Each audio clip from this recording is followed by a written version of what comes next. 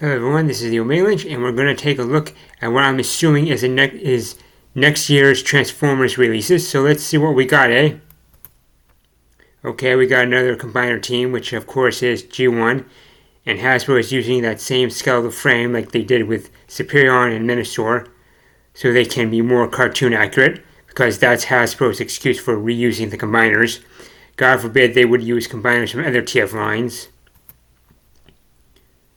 like the railway team from Car Robots, or the combiners from Beast Wars, or the other combiners from the other TF lines, but okay.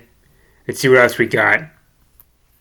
Oh, we got another, they got Transformer 1 Orion Pax with his mining equipment.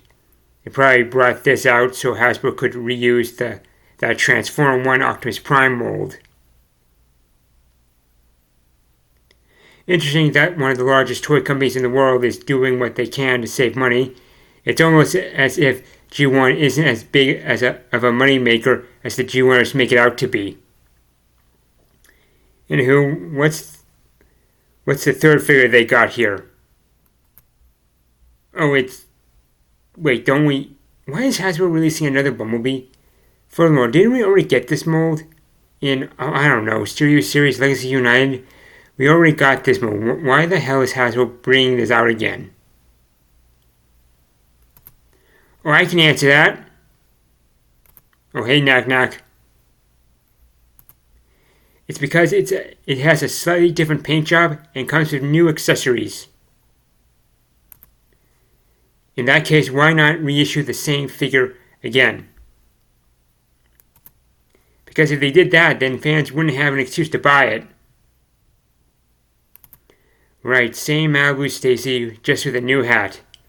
At this point, I can't even criticize Hasbro. If fans are going to keep buying what is basically the same figure just with a slight modification, then why bother using other TF characters from other lines?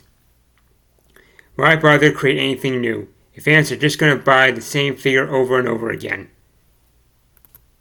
Then really, what incentive does Hasbro have to make anything new? I would like to get mad at the companies for making such bland, soulless crap. However, the fans, specifically Transformer fans, are part of the blame, because they have enabled this. And even though I want to call it lazy, can anyone call it laziness when you have a buyer base that acts like zombies, rushing off every time they see a brain right in front of them? Not even a full brain, just half a brain, and not a big half either. Like this new lineup of figures that Hasbro is revealing shows just how pathetic the Transformer fans have become, because we are now being fed scraps from the table. And these are scraps, and again, I ain't criticizing Hasbro. Why bother coming up with new soda when you can serve watered down soda, and that will sell very well. And that is the saddest part of all of this.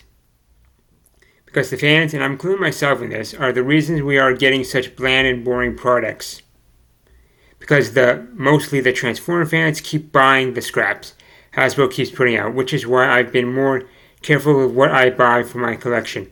I want to make sure that what I am getting are items that I want and are not items I want simply because everyone else wants them. I just think it's sad that so many are willing to let themselves be whipped in the street by some corporation just so they can get their plastic addiction fixed. Really, how many versions of the same character, the same figure does one fan need in their collection? It's just sad that it has gotten to this point. And worse, the fans have taken us to this point. I'd like to say the fans should be more vocal. However, I don't think that matters now, since Hasbro knows they can put out anything and the fans will just buy it. Something I once heard a Hasbro employee explain why they use the same characters over and over again. It's because it sells really well. However, the way I see it, if a company starts doing that, it's a sign there is no more passion and they have no creativity left. Hasbro wanted to use nostalgia to sell toys, yet they only focus on one group of TF fans and ignore the rest, losing potential buyers. This is why I think fans shouldn't be in charge of these brands. And if they're going to work on these brands, they shouldn't have any biases. So if you want a company to make toys you want, then you should support the line. However, I think that is bullshit. How can you support a toy line if they don't make enough of the figures you like? Anyway, that is more or less what I wanted to say. If you like my content, subscribe and share the video. Also take a look at one of my books. I will leave a link below. If I don't, plenty of my other videos have links. Thanks for watching, and hopefully the whole video, and hopefully I'll be back.